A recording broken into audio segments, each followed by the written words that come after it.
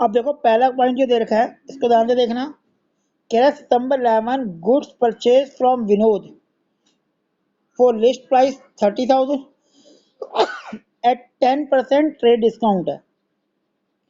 30,000 का माल हमने विनोद को बेचा है जिसपे 10% हमने उसे ट्रेड डिस्काउंट दिया है। अब सॉल्व कैसे करेंगे, देखो यहाँ करा हुआ है। कह रहा है लिस्ट प्राइस 30,000 है, ट्रेड डिस्काउंट 30,000 का 10% 3,000, तो इसका मतलब 27,000 का हमने माल परचेज किया है।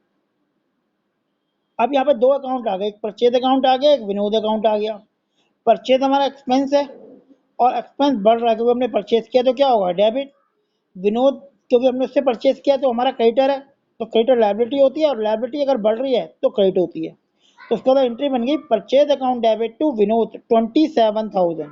अब देखो माल बेचा था 30,000 का, लेकिन ट्रेड डिस्काउंट जो है वो अकाउंट के अंदर शो नहीं होता, तो हमने 30,000 में से ट्रेड डिस्काउंट को माइनस किया 3,000 इसका 10%, और जो 27,000 है उससे एंट्री बनाई है। ठीक है, देखो पॉइंट को अच्छी तरह। सेकंड पार्ट क्या कह रहा है, रिकॉर्डिंग नहीं हुई थी। सेकंड पार्ट कह रहा है कि 12 सितंबर को गुड सोल्ड टू राज, राज को आपने गुड सोल्ड किया है, लिस्ट प्राइस 20,000 है और ट्रेड डिस्काउंट 10% है। ठीक है, अब देखो इसको हम सॉल्व कैसे करेंगे। लिस्ट प्राइस कितना था 20,000, ट्रेड डिस्काउंट 10%, इसका 10% 2,000, कितना बचा 18,000। तो एक तो सेल्स आ गया, एक राज आ गया। सेल्स हमारा रेवेन्यू है और रेवेन्यू अगर बढ़ता है तो क्या होता है क्रेडिट।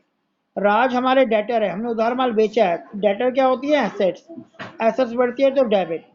तो Raj account debit to sales account कितना 18,000। अब दोबारा देख लो नरेशन क्या है, being good sold on credit. तो देखो माल तो 20,000 का लिस्ट प्राइस था, लेकिन 2,000 ट्रेड डिस्काउंटों से माइनस करके 18,000 हुआ, और अकाउंट के अंदर हमने 18,000 से ही एंट्री दिखाई है, तो इसका मतलब ट्रेड डिस्काउंट अकाउंट के अंदर शो नहीं होता। ठीक है, एक बार देखो ध्यान से इसको। थर्ड पार्ट में क्या कह रहा है, थर्ड पार्ट में कह रहा है 14 सितंबर goods purchase from Amit, Amit से गुड्स परचेज किया है, लिस्ट प्राइस 50,000 है, 20% ट्रेड डिस्काउंट है और 10% कैश डिस्काउंट, दोनों डिस्काउंट लगा देखे उसने, और full amount paid in cash. तो परचेज है अमित से 50,000 का माल, 20% ट्रेड डिस्काउंट, 10% कैश डिस्काउंट है और पूरी पेमेंट कैश की फॉर्म में हो रही है। ठीक है, अब देखते हैं इसके सोल्यूशन को। देखो 50,000 लिस्ट प्राइस था, ट्रेड डिस्काउंट 20% 10,000 निकला, माइनस किया तो 40,000, और 40,000 का 10% 4,000 कैश डिस्काउंट। तो अब इसमें हमारे कौन से अमाउंट है, कैश डिस्काउंट आप अकाउंट के अंदर शो करते हो। अब देखो उसमें क्या क्या आया, माल जो परचेज था 40,000 का, तो परचेज आ गया 40,000 से, डिस्काउंट कितना दिया 4,000, डिस्काउंट रिसीव्ड है क्योंकि हमने माल परचेज किया 4,000 हो गया, और कैश ये है 36, तो कैश एक एसेट्स है। अप्लाई करते हैं, परचेज हमारा एक्सपेंस है और एक्सपेंस हमेशा डेबिट होता है, तो परचेज तो डेबिट हो जाएगा। डिस्काउंट अगर रिसीव्ड हुआ है तो हमारा रेवेन्यू है, एक तरह से हमारी इनकम है, और रेवेन्यू क्या होता है क्रेडिट। कैश हमारा जा रहा है, अगर कैश जा रहा है तो कैश एसेट से कम होती है तो क्या होता है क्रेडिट।